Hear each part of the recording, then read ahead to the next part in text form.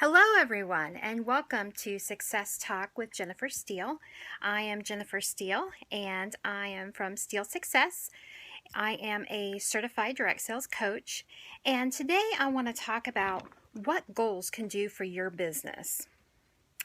So, if you don't know where you are going, you will end up someplace else. And this is so true when it comes to our business goals because we have to have a clear idea of where we want to be in our business, or we won't reach the level of success that we want to see. The goals, they guide us in what we need to do each day in our tasks. They guide us on what personal development that we need to be working on, and they show us when we have reached those goals so we can have celebrate our success. Are you skeptical of goals? Because I know I was. I had heard many times that I needed to set goals in my business, but it was just something I didn't think that would really work. Well, I went to a live event, and there was a high-level leader that came to speak, and she talked about how goals had affected her business. And she kind of had a different flip on it, which piqued my interest. She said that she found that working for a reward was not quite as motivating as what she would like it to be. So she decided to come up with a penalty. So if she didn't reach her goal, then she had to fulfill the penalty. So I went home and I thought about it for a while, and I thought, well, I know that I haven't worked as hard as I'd like to on the goals that I had set, so maybe I'll give this a try. So I set a goal to reach the next level in leadership on a certain date. And I decided my penalty would be that I would have to spring clean my boys' bedroom. The boys were small, they shared a bedroom, and I was dreading having to go in there and go through the toy boxes and pull out the McDonald's toys and all of the papers and the coloring pages and the broken crowns, and I knew it needed to be done, but it just wasn't something I wanted to do right now.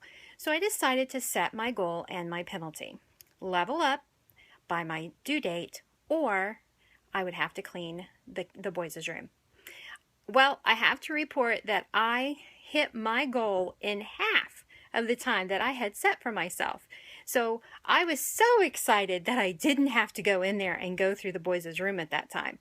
So that I put it off until a little bit later time, and I made them help me do it as well. But the point is that if you want to try a new spin on goals, how about you try to find something that you can set as a penalty and see how that works for you. Now, this penalty shouldn't be anything to harm you or your business. It should be something that would benefit you one way or another if you did it, but it's something that you're not desirable to do, such as spring cleaning or cleaning out a closet or maybe a garage. Next thing you want to know about goals is they need to be SMART goals. And SMART stands for specific, measurable, actionable, realistic, and time-based. This is very important when setting a goal because if you don't have all of these parameters, then you might be setting yourself up for failure. So specific. Let's say that your goal is to hit the next level of leadership in your program. That is very specific. The company has laid out exactly what you need to do to be able to reach that. Measurable.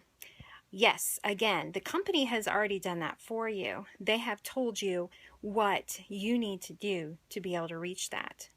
Actionable. Is it something that you personally can do to hit the goal?